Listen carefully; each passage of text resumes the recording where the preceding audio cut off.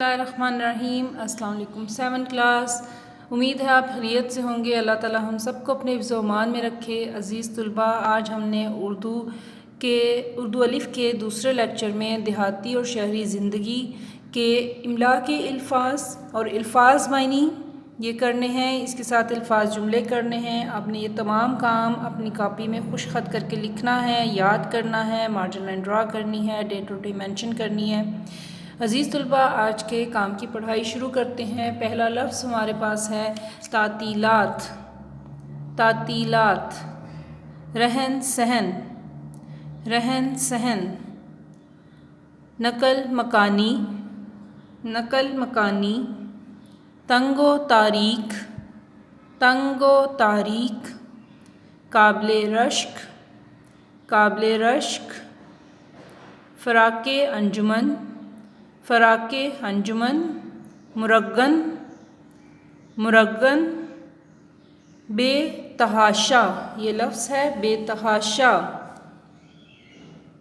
بے تحاشا۔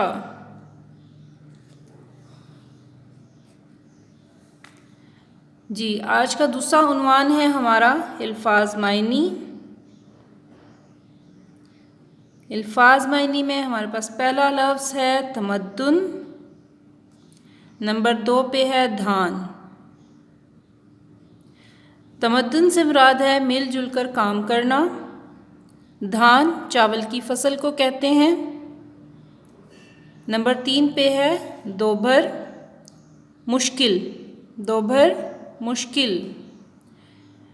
نمبر 4 پہ ہمارے پاس لفظ ہے زرنگار، زرنگار، زرنگار سے مراد ہے خوبصورت۔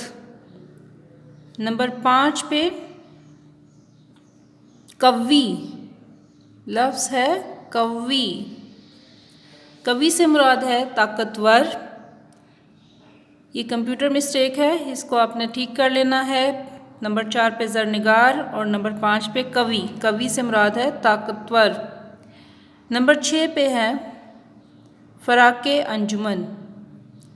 فراق انجمن سے مراد ہے محفل کی جدائی، محفل کی جدائی۔ نمبر 7 پہ ہمارے پاس ہے ڈھور ڈنگر، مال مویشی، ڈھور ڈنگر مال مویشی کو کہتے ہیں۔ نمبر 8 پہ ہمارے پاس ہے تعطیلات، چھٹیاں، تعطیلات چھٹیاں۔ نمبر 9 پہ دم نکلنا، مر جانا، دم نکلنا، مر جانا۔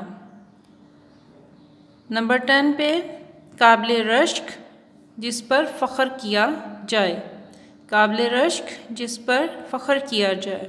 آپ کے لرننگ نوٹس میں یہ تھوڑی سی غلطیاں ہیں، ان کو ٹھیک کر لیجئے گا۔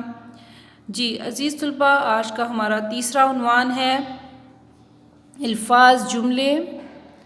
تیسرے نمبر پہ ہم نے آج الفاظ جملے کرنے ہیں۔ اسی طرح سے خوش خط کر کے آپ نے لکھنا ہے، مارجن لائن ڈرا کرنی ہے۔ جی، پہلا لفظ ہمارے پاس ہے ماحول۔ ماحول سے جملہ بنانا ہے۔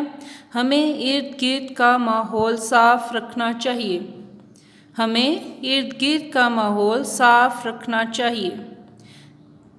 دوسرا لفظ ہے قدرت۔ قدرت کا یہ منظر حسین ہے، یا قدرت کا ہر منظر بہت حسین ہے۔ رہن سہن، دیہاتیوں اور شہریوں کا رہن سہن بہت مختلف ہے، دیہاتیوں اور شہریوں کا رہن سہن بہت مختلف ہے۔ قابل رشک، جس پہ فخر کیا جا سکے، جس کی تعریف کی جا سکے۔ دیہاتیوں کی صحت قابل رشک ہوتی ہے، دیہاتیوں کی صحت قابل رشک ہوتی ہے۔